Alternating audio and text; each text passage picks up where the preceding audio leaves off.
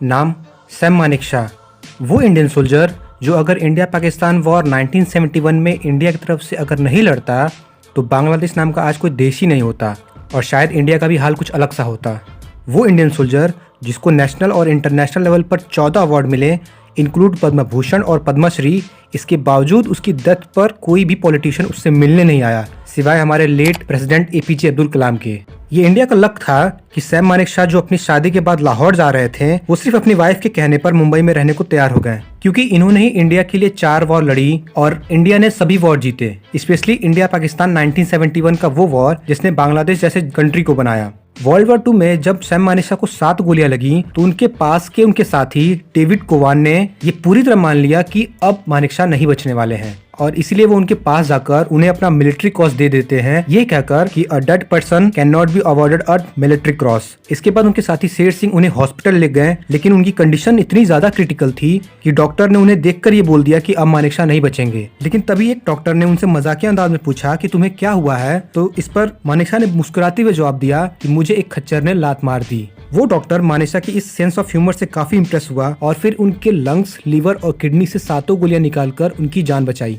India Pakistan 1971 के war के बारे में किसको नहीं पता। वो वॉर जो पूर्वी पाकिस्तान के एक डोमेस्टिक लेवल से स्टार्ट होकर पहले नेशनल और फिर इंटरनेशनल लेवल तक के वॉर में बदल गया और जिसमें पाकिस्तान के सपोर्ट में USA, UK, France, UAE, Jordan, Turkey, Iran, Sri Lanka और सऊदी अरेबिया जैसी कंट्री आ चुकी थी। उस वॉर को सिर्फ इन्होंने 13 दिन में खत्म कर दिया। सैम मानेकशॉ एक बहुत ही स्ट्रांग और फ्रैंक कैरेक्टर के इंसान थे जो किसी के भी सामने अपने दिल की बात बोलने में जरा भी नहीं हिचकते। प्लस स्ट्रांग कैरेक्टर होने की वजह से कई सारे आर्मी ऑफिसर और पॉलिटिशियन भी इनसे डरते थे। इनफैक्ट एक बार तो खुद इंदिरा गांधी ने भी मान लिया था कि इंडिया के next prime minister Sam Manekshaw ही बनने वाले हैं और ये डर इंदिरा गांधी का तब जाकर खत्म हुआ जब खुद सैम मानेकशॉ ने उनसे ये बात कही कि मुझे पॉलिटिक्स में कोई इंटरेस्ट नहीं है और मैं आपकी गद्दी को कभी नहीं छीनूंगा। लेकिन फिर भी अपने इस स्ट्रॉन्ग कैरेक्टर की वजह से वो कई पॉलिटिशियन की नज़र में आ गए थे। वो लोग जो सैम मानेकशॉ के अगेंस्ट में थे उनका ये कहना था कि he was a more British than Indian, यानी इनके काम करने का तरीका ब्रिटिश गवर्नमेंट जैसा है। ये एक ऐसा इल्जाम था जिसका ना कोई सिर था ना कोई पैर, सिर्फ अपने मतलब के लिए जिसे यूज किया गया था, जिसका रिजल्ट ये निकला कि Sam Manekshaw India China war 1962 में पार्टिसिपेट नहीं कर पाए क्योंकि उस टाइम उन पर कई सारे झूठे एलिगेशन लगा दिए गए थे, जिसका रिजल्ट ये निकला कि इंडिया 1962 में इंडो चाइना वॉर बुरी तरह से हार गया।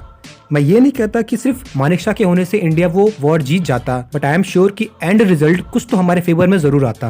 पाकिस्तान से हुए 1971 वॉर के बाद जब मानेकशॉ पाकिस्तान गए तो वहाँ के सोल्जर्स ने अपनी पगड़ी और टोपी उनके पैरों में रख दी, ये कहकर कि जो 93,000 सोल्जर्स इंडिया के पास थे उनका सैम मानेकशॉ ने काफी अच्छे से ख्याल रखा। लेकिन यही वो समय था जिसके बाद सैम मानेकशॉ का बुरा वक्त शुरू हो गया। इस टूर के टाइम एक पाकिस्तानी रिपोर्टर ने उनसे ये पूछा कि अगर पार्टीशन के टाइम आप पाकिस्तान में आ जाते तो क्या होता, जिस पर बहुत ही मजाकिया अंदाज में उन्होंने जवाब दिया कि तब वो वॉर पाकिस्तान जीत जाता। अब चूंकि सैम मानेकशॉ फ्रैंकली नेचर के आदमी थे, पर इंडिया में वो लोग जो इनके अगेंस्ट में रहते थे उनको एक मौका मिल गया और हाल ये हुआ कि 1973 के बाद सैम मानेकशॉ को किसी भी तरह का गवर्नमेंट अलाउंस नहीं दिया गया, उनकी सारी फैसिलिटी रोक दी गई। फिर सरकारें बनती रहीं और टूटती रहीं, पर किसी को ये जरा भी एहसास नहीं हुआ कि जो स्टेटमेंट सैम मानेकशॉ ने दिया था उस वक्त वो खुद को एक पाकिस्तानी सोल्जर इमेजिन कर रहे थे और उस टाइम पर किसी और सोल्जर से भी ऐसा अगर पूछा जाता तो वो भी यही जवाब देता, क्योंकि ये सवाल ही ऐसा था। लेकिन नहीं, किसी को भी ये जरा सा रियलाइज नहीं हुआ